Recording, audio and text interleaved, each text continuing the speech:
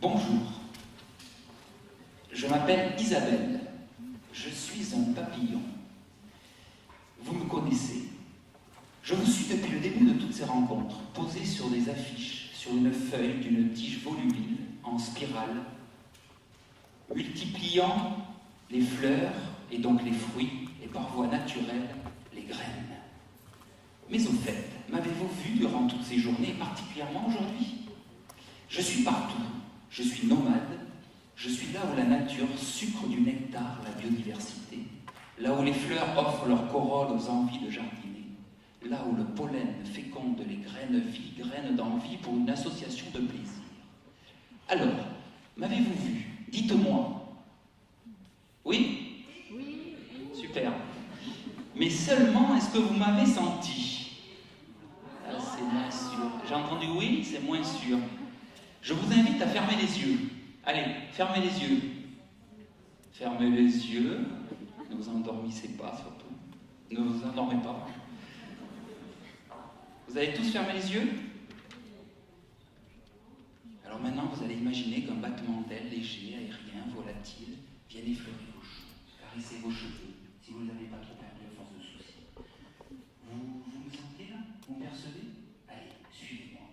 Figurez-vous qu'à tire-d'aile, je me suis promené de lieu en lieu, de site en site, jardin en jardin, fleur en fleur, Savoie et Haute-Savoie, Isère, Rhône, Loire, Drôme, Ardèche, ballotté dans tous les sens au regard des questions, posé sur les fleurs multiples du souci, lequel devient un baume apaisant, un calendula, qui permet d'affirmer que d'un problème au jardin germe une solution.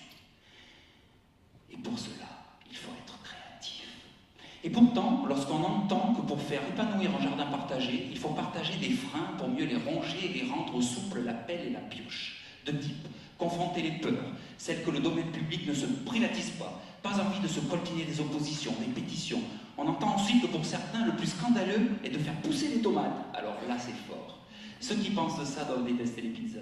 Faites-leur pousser des pommes de terre pour qu'ils retrouvent la frite. C'est pas tout. On entend aussi, oui, c'est difficile de créer un jardin, le cheminement est long, ça germe en 2 ans, il ne faut pas baisser les bras. Oups, pardon, je voulais dire les ailes. Que les jardins éphémères, c'est bien beau, mais lorsque le sol est redevenu fertile, allez, oust, dehors, ne vous enracinez pas, il n'y a rien à voir. Le sol devenant un bémol face à cette douce musique des jardins. D'un coup, on entend poser un constat qui évoque d'une manière légitime que le jardin des champs a droit de citer pour ne pas uniquement citer les jardins des cités. Vous me suivez? Et néanmoins, une fois ces questions posées, on vient faire son marché. Et d'un papillon à l'autre, des valeurs émergent et font saliver nos papilles. Premièrement, les jardins partagés, utopiques et utiles, renforcent certaines phrases de jardiniers qui font du bien. Prendre soin de soi en prenant soin de la terre, ça fait du bien au corps et à l'esprit. Cultivons notre bonheur, de petits rêves qui deviennent des grandes utopies. Et puis on entend des mots magiques, éveil des sens et émotions opposés aux approches technocratiques. Merci Monsieur Chabrol. On pollinise l'esprit des jardins partagés. Il faut phosphorer pour plaider la cause du jardin. Et puis, sur les jardins d'humanité, on oublie les pathologies. Le jardin devrait être remboursé par la sécurité sociale. Les jardiniers développent leur sens citoyen et les transmettent. Waouh! Ça la pète! Stop! Stop! Stop! Stop! Comme par enchantement, le film s'arrête avant la fin. On reste sur notre fin. Suggérant en filigrane que le jardin n'est pas une fin en soi. En soi. On entend une belle phrase. Le jardin n'est pas que le jardin, ça rythme les saisons, alors que nos modes de vie sont aberrants. C'est une évolution de soi à soi, puis de soi vers les autres, de soi, estime de soi, soi à soi, vers à soi. Tiens, un cousin de moi, Isabelle le papillon.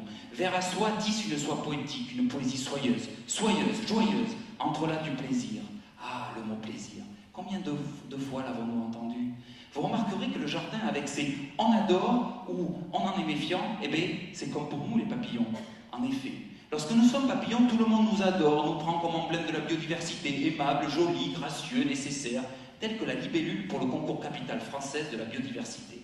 Mais lorsque nous sommes chenilles, alors là, tout le monde se méfie de nous, nous aborde, on rampe tel le maudit serpent dans le jardin d'Éden, on déguste comme n'importe quel homme les tendres feuilles des beaux légumes.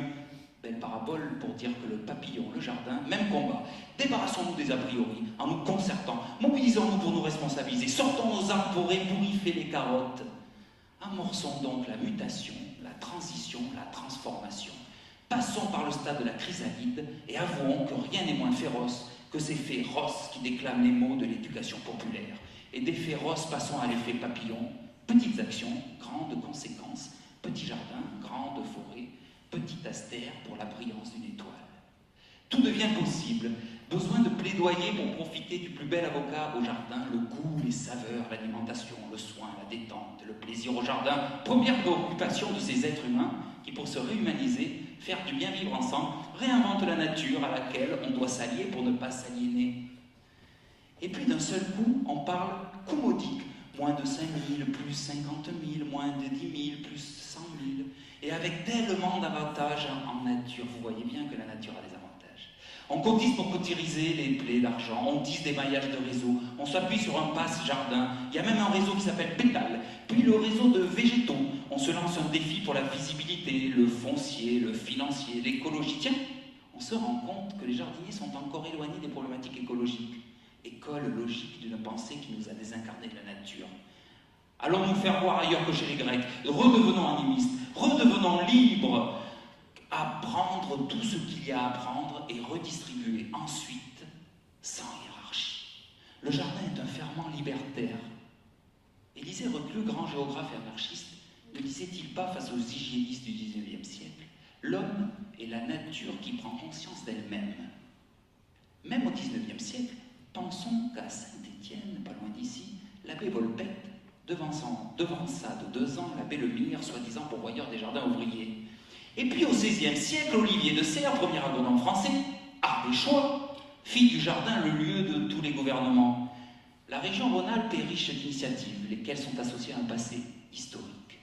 Un verger de mûrier, c'est le trésor d'une région. La route de la soie, c'est le croisement des différentes cultures, le creuset enrichi. Le jardin aussi, c'est bien le croisement des différentes cultures. Et pas besoin de creuser pour l'enrichir, juste faire son compost, entretenir les liens de la permaculture pour rendre le mot efficace et éthique complètement harmonieux. Oh, vous imaginez cette vie palpitante que j'ai vécue en butinant de jardin en jardin.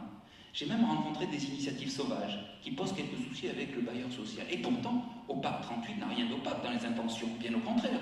Ce n'est pas leur cœur de métier, mais ils sont attentifs, mettent la main à la poche et la pelle à la pioche. Et on le voit quand on titille le jardinier qui dort en chaque habitant. La demande explose. Quand on met le doigt dans l'engrenage, il faut gérer l'effet boule de neige. Alors entre l'effet féroce, l'effet papillon et maintenant l'effet boule de neige, tout cela crée le lien de la cause à effet.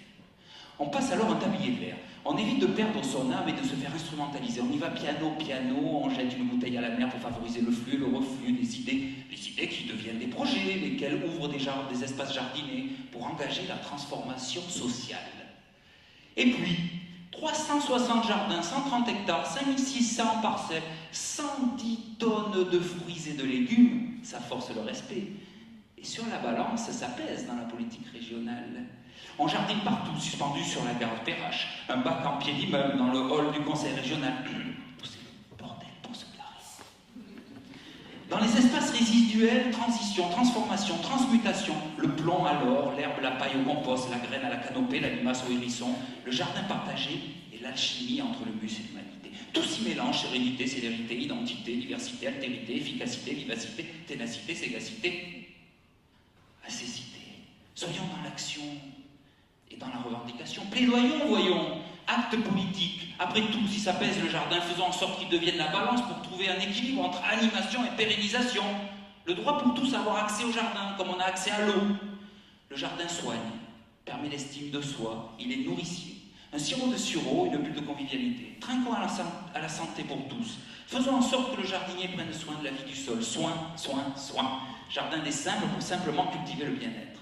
Pailler pour ne pas que le jardin soit mis sur la paille, ressourcer nos déchets, que la terre redevienne poétesse par tous les vers qu'elle dissémine. Faire que le fumier soit comme l'argent, efficace si on l'étale, on le répand, et qui pue si on l'amasse en tas. Évitons les pollutions, ça va de soi, tirer le verre du mûrier. Et puis, il y a ceux qui veulent faire des colocations de jardin, d'autres qui ont besoin d'être plus individuels, chacun sa singularité. Faire des apéros pique-niques ouverts à tous pour mobiliser. Soyez créatifs. Récréatif. Après tout, moi, simple épidoptère, Isabelle de mon nom, papillon convoité, pollinisateur de ces plantes qui font que les humains restent en vie. C'est pas pour me vanter, mais depuis quelques jours, me voici fier de constater que le jardin enracine un certain humanisme, disons presque insolemment, Le papillon humaniserait-il? Ni plus ni moins que le jardin, mais plus que les déserts qui avancent, des airs de sable, des airs de coopération, des airs de relationnel, des airs du vivre ensemble. Maintenant, vous pouvez rouvrir vos yeux. Vous n'avez plus besoin de me sentir ni de me voir. Devenez à votre tour ce nomade terrien. N'oubliez pas que vous êtes à ces assises pour asseoir une politique, que vous êtes à ces assises pour vous lever et faire que le jardin partagé soit en marche, pour longtemps. Et dites-vous bien que l'utopie n'est pas l'irréalisable mais l'irréalisé. Et la réalité du jardin, c'est une utopie que vous avez concrétisée. Jardinez bien vos petites et grandes utopies pour troquer en papillonnant les graines des jardins de nos enfants.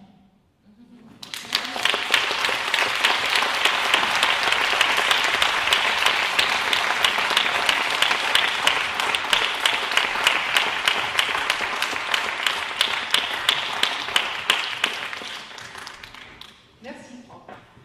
Eh bien j'invite Léla Bentia. C'est terrible à intervenir après Monsieur Franck David.